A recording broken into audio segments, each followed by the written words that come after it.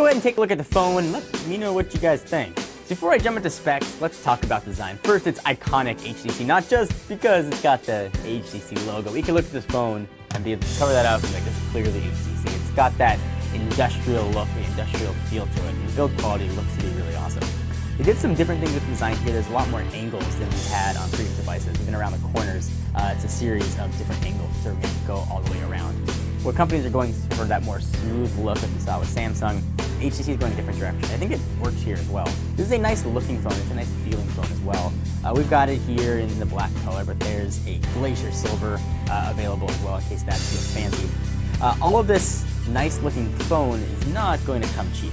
It's going to set you back $25 per month for 2 years for a whopping out of the door total of almost $600. But if you're doing your math at home, you might know the HTC 10 is on sale for $549. So $50 more, you figure you get $50 more in the spec department. And if that $50 more in the spec department means you want some sort of water resistance, this is probably a good phone for you to pick up because it is rocking IP57, where the HTC 10 doesn't have anything. But if you care more about raw specs, then you are going to be disappointed, especially for your extra $50. On the screen, you're looking at a QHD screen. It's 5.5 inches. Initial impressions here looks to be on par with other QHD screens. It's not going to stand out from the pack as one of the best screens out there, but if you want the extra resolution, especially for things like virtual reality, you're going to have that here with the HTC Bolt. So here's where things get a bit questionable for me. It's rocking a Snapdragon 810. Now it's a new modified version of the 810, but it's still the 810. The 810 that's been in phones for a little over 12 months now, if memory serves me properly. So it's a bit tough to justify, and that Snapdragon 810 is paired with 3 GB of RAM, which is a bit under what we're seeing now flagship phones have. And I'm comparing this to a flagship phone because they're charging flagship prices. That's sort of my metric for what I consider. Really, if anything $550 and higher, I consider a flagship. And this one, again, pushing $600. 32 gigs of storage are on board. You do have an expandable storage slots for micro SD cards. Where HTC might have been deficient on the processor side, they really tried to push things forward on the software side. This is shipping out of the box with Android 7.0 Nougat, with HTC's own skin sitting on top.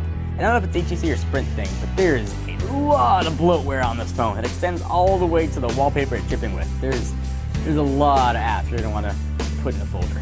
HTC's been stepping up their camera game, especially starting with the HTC 10, and that continues here with the Bolt. We have a 60 megapixel sensor on the back with f2.0 aperture, paired with an 8 megapixel selfie camera on the front. Rather than on other things we like to see, boom sound, the best speakers going, and USB Type-C for charging and syncing on the bottom. So it appears to be a mixed bag for the Bolt. I love the design. Things like the power and lock button have a nice texture to it. The fingerprint reader seems to work really well.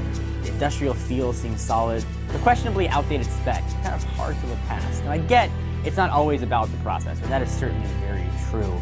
Android's really been streamlined the past few years, especially with 7.0, where it becomes less dependent on having raw power and a ton of RAM to run smoothly. But when you're charging $600, as a consumer, you kind of want to feel like you're getting $600 worth of phone. And I'm not sure that you're getting that here with the HTC Bolt. There's a lot of options for that same price point from Android and of course from Apple as well. So whether or not you want the Bolt, you're going to come down to design, water resistance, and carrier. If you're a Sprint, if you like HTC and you want waterproofing, then get the Bolt. You're going to love it. If you're with Sprint and maybe you want the best phone for your dollar, look at the whole portfolio.